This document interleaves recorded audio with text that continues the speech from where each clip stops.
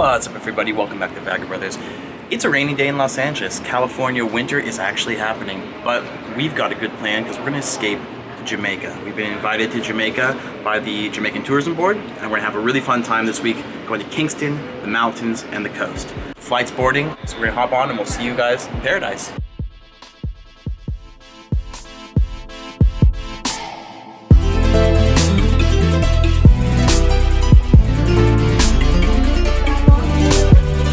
What's going on, Vagabuddies? Welcome back. Right now we are in Kingston, Jamaica, right outside of the airport in Port Royal. Now, 3 centuries before there was an airport, there was a seaport here. The richest and most wicked in the world, a real-life Pirates of the Caribbean pirate hang. But nowadays, 3/4 of Port Royal is underwater. Let's go find out why.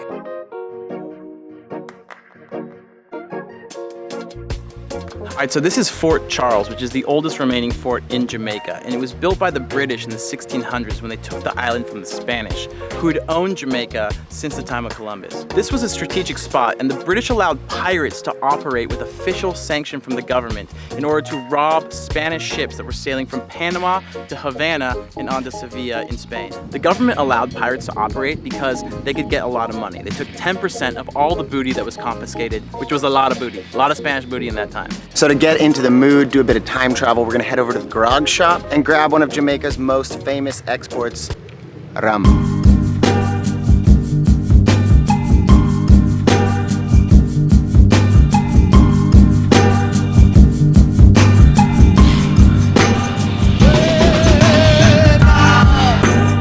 This place might not look like much nowadays, but in its heyday, it was quite the city. It was full of pirates, cutthroats, prostitutes. The idea that we have of like the Pirates of the Caribbean, this is where it was from. It was based off Port Royal. It was a pirate city. It was a dangerous city. It was a rich city.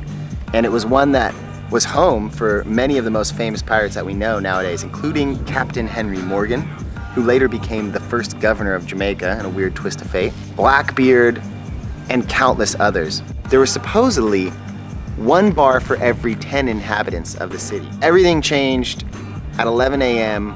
in 1692 when this place was swallowed by an earthquake. 3/4 of the city went underwater almost instantaneously, and the rest of it was flattened by a tsunami. So Port Royal's never really recovered from that, but it's kind of cool to sit here and drink a rum, think about what it must have been like.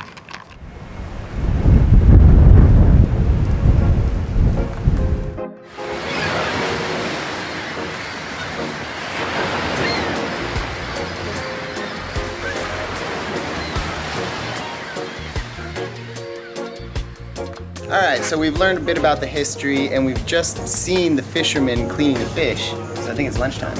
We're at this place called Gloria's. It's right here in Port Royal. Right next to us are the fishermen. They were up all night catching pirate fish, red snapper, lobster, shrimp. We're gonna have a little bit of all of it in a beautiful veranda. What's a red pirate fish? It's like a pirate fish, but it's red. It's black and red. I don't know, but look at pirate fish, Gloria's. Let's go.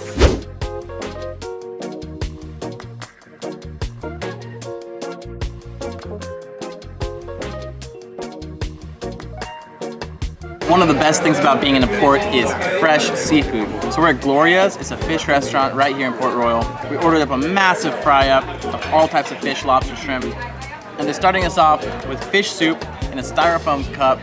I think there's a fish tail inside here, but whatever it is, it's brothy, it's delicious, and it's just the beginning. Check it out.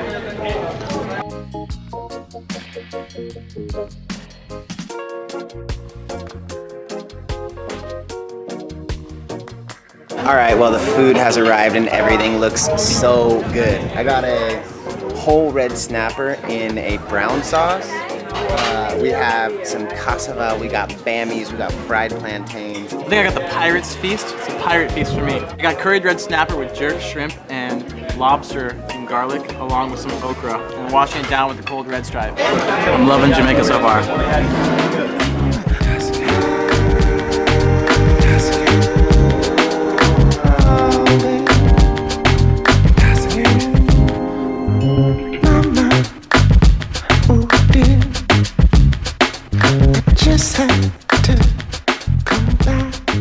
Okay, so next stop is in Trenchtown. Most of you guys have probably heard of Trenchtown through the music of Bob Marley and some of the reggae legends. We're in a place called the Culture Yard, and this is kind of like where all of the musical greats from the roots reggae movement kind of came here to learn their trade. It was a safe space, it was a musical, creative space, and now it's kind of like a museum. So we're gonna go meet up with a guide and get a little bit more of a rundown of what Trenchtown means for reggae music and Jamaica's reggae identity.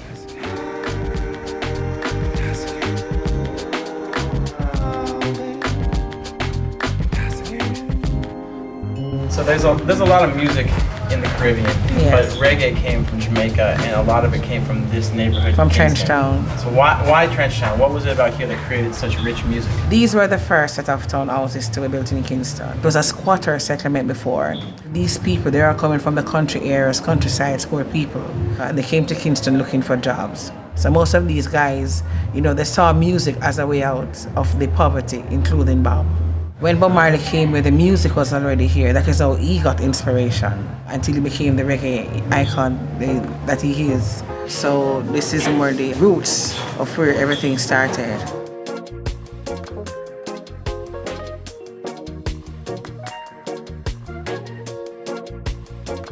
One of the coolest things here in the Trenchtown Culture Yard is this guitar. This is Bob Marley's first ever guitar, and it's one of their most prized possessions here.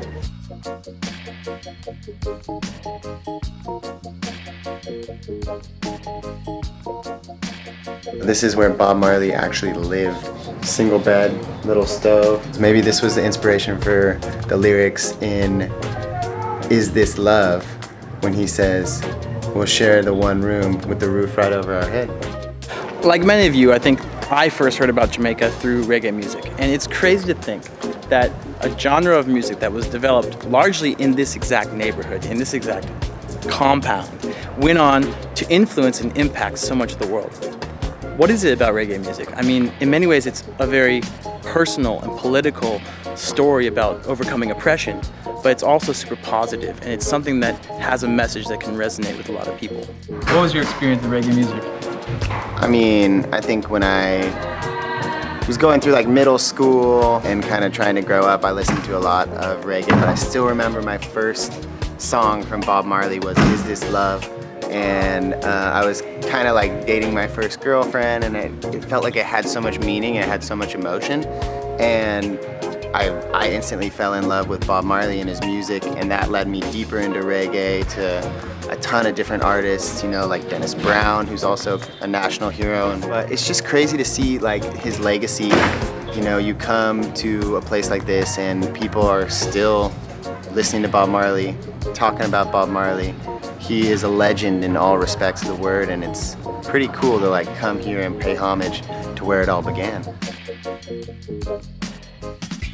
Well, the sun has set and we are now heading to dinner at a restaurant owned by an extremely famous Jamaican, not Bob Marley's restaurant, no, Usain Bolt's restaurant, and it's called Tracks and Records. You might be able to figure out why.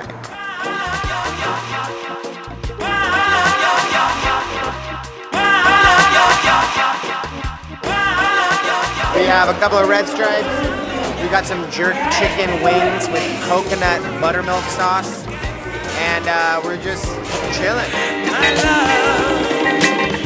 Follow your heart, you find that I won't let those dark clouds gather around.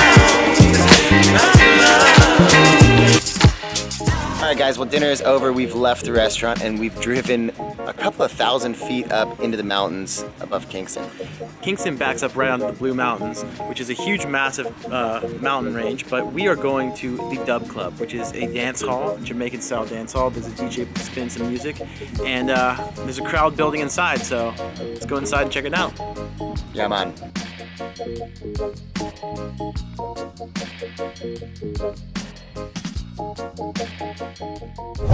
Guys, that was an incredible experience, and one that we were asked not to film, so just had to enjoy it for what it was. But if you ever get a chance, come to the Kingston Dub Club.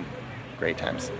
that was just a little treasure that we'll leave for you to explore on your own. You have to imagine, leave something to the imagination. Anyways, guys, if you like that video, you know what to do. Give it a thumbs up, share it with your friends, subscribe, and turn on notifications. Peace. In the meantime, stay curious, keep exploring, and we'll see you guys on the road. And this is real. No tobacco, no nothing in it. It's pure 100% herb.